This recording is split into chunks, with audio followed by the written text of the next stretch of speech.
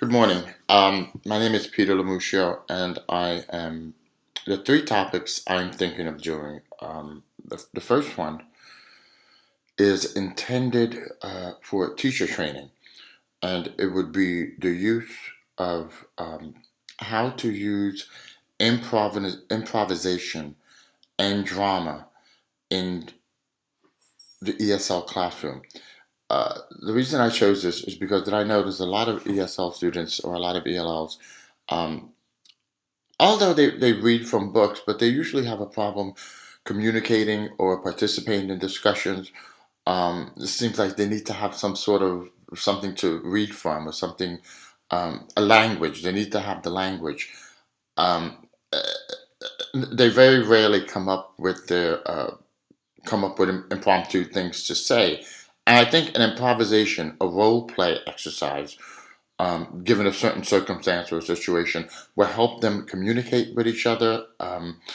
It would also give them the confidence to speak, because I also think that a lot of English language learners lack the confidence. They're afraid to make mistakes. And I know because theater helped me enormously develop my English language skills, and I think it could do the same for ESLs.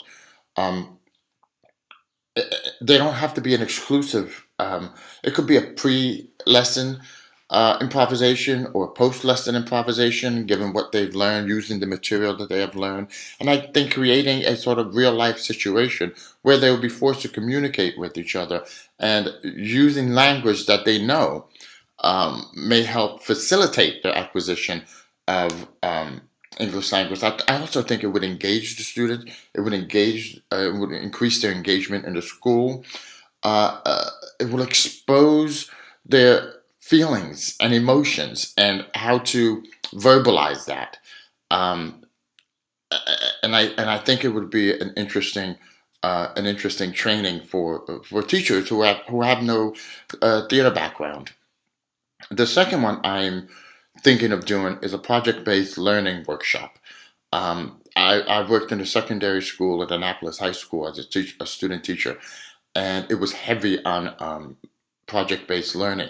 And I think this would be essential. This could be used in every classroom from K to 12, because with the project-based learning, we are promoting critical thinking, research skills, especially in high school students where they need to do this.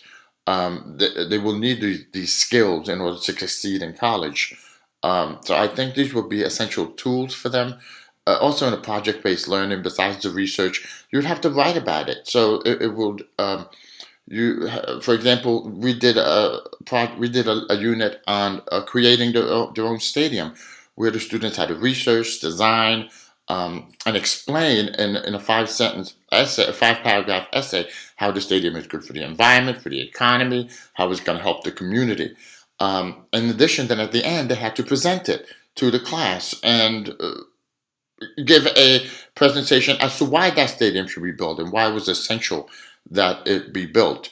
And I think all these are teaching the students all the essential skills that they need, especially going into college.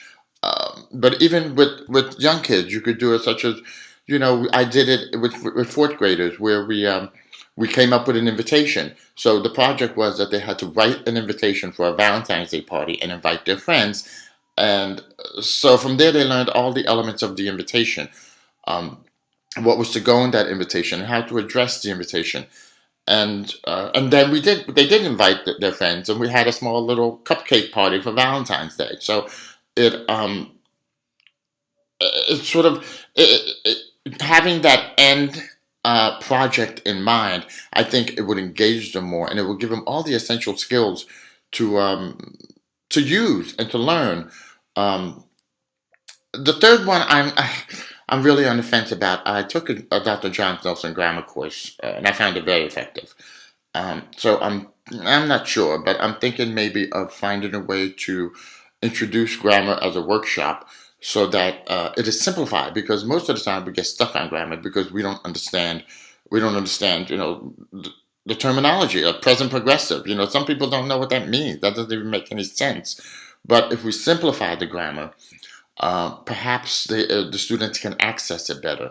And it would be training teachers to step away from the rules and use more real life grammar terminology, let's say, to so the students can access it. Um, I hope this makes sense. These are the only like I'm just this is all I have right now. I'm afraid. Thank you for listening.